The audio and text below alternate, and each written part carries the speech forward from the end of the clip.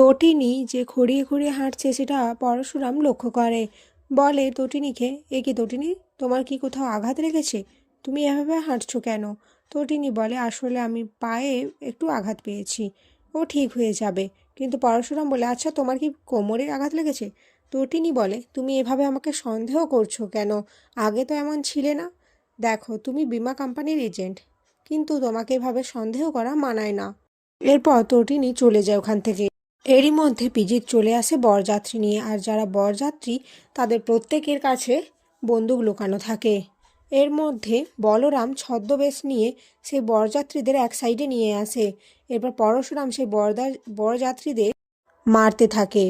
তারপরে বিজিত তো একা হয়ে যায়। এদিকে একজন লকি শুধুমাত্র বিজিতের কাছে থাকে।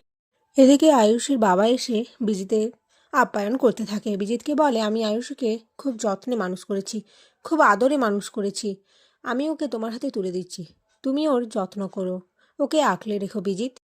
বিজিত মনে মনে ভাবে, সেটা তো হবে না, কারণ অনেক বড় খেলা অপেক্ষা করে রয়েছে, আপনি সেটা কল্পনাও করতে পারবেন না ফাদার ইন ল।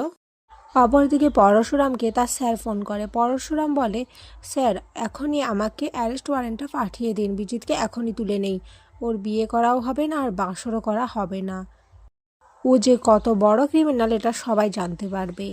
তখন পরশুরামের স্যার বলে, না এখনই নয়, তবে আজকে তো ওকে উঠতেই হবে, এই বিয়ে ওর হলো না, ওকে জেলের ঘানি টানতে হবে। অপরদিকে বিজিত ফোনে কারোর সাথে কথা বলে, আমাকে 3 ঘন্টা সময় দাও, তার মধ্যে আমি সমস্ত কিছু ব্যবস্থা করে দেব, কিন্তু তুমি কিছু একটা বলে ম্যানেজ করাও, কিন্তু আমাকে একটু সময় দাও।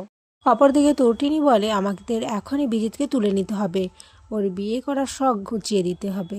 পরশুরাম মনে মনে ভাবে, তটিনী তুমি কে? এখন যে তোমাকে বড্ড অচেনা লাগে আমার কাছে, কিন্তু তুমি কি বিজিতের লোক নাকি গোয়েন্দা ডিপার্টমেন্টেরই কেউ হও? তবে এটুকু আমি নিশ্চিত তুমি প্রশিক্ষণপ্রাপ্ত খুবই চালাক একজন, না হলে পরশুরামের চোখে ধুলি দিয়ে কিভাবে থাকতে পারলে? অপরদিকে তটিনী প্রকাশকে ফোন করে বলে, বিজিতকে এখনই তুলে নিতে হবে, নিশা আর ডিপার্টমেন্টের সমস্ত লোকজন যেন চলে আসে। এরপর প্রকাশ আর নিশা চলে আসে। আয়ুষীর বাবা ওদেরকে দেখে বলে, কি আপনারা কারা, এখানে কেন ঢুকছেন? তখন প্রকাশ বলে, আমরা এখানে আপনার মেয়ের বিয়ের খেতে আসিনি, এখানে আমরা একটা কাজে এসেছি। এরপর বিজিত আর আয়ুষের যখনই শুভদৃষ্টি হতে যাবে তখনই প্রকাশ বিয়েটা থামিয়ে দেয় আর বলে, এখানে কোনো বিয়ে হবে না, আমরা বিজিত লাহিড়ীকে অ্যারেস্ট করতে এসেছি। বিজিত বলে, মানেটা কি? এখানে আমার বিয়ে হচ্ছে, আর আপনারা কোথা থেকে এসেছেন যে আমাকে বলছেন বিয়ে করা যাবে না, আমাকে নিয়ে যাবেন? কারা আপনারা? তখন প্রকাশ বলে, শুনুন, এসব ডায়লগে না অন্য কোথাও দেবেন, এখানে দেবেন না, আর আপনার নামে অ্যারেস্ট ওয়ারেন্ট এসেছে, আপনাকে এখন শ্রীঘরে যেতে হবে। এরপর বিজিত তো কিছুতেই যাবে না।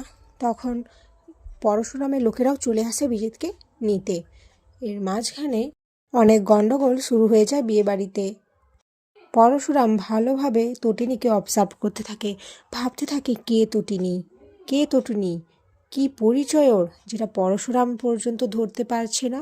আর এখানেই আজকের পর্ব শেষ হয়ে যায়।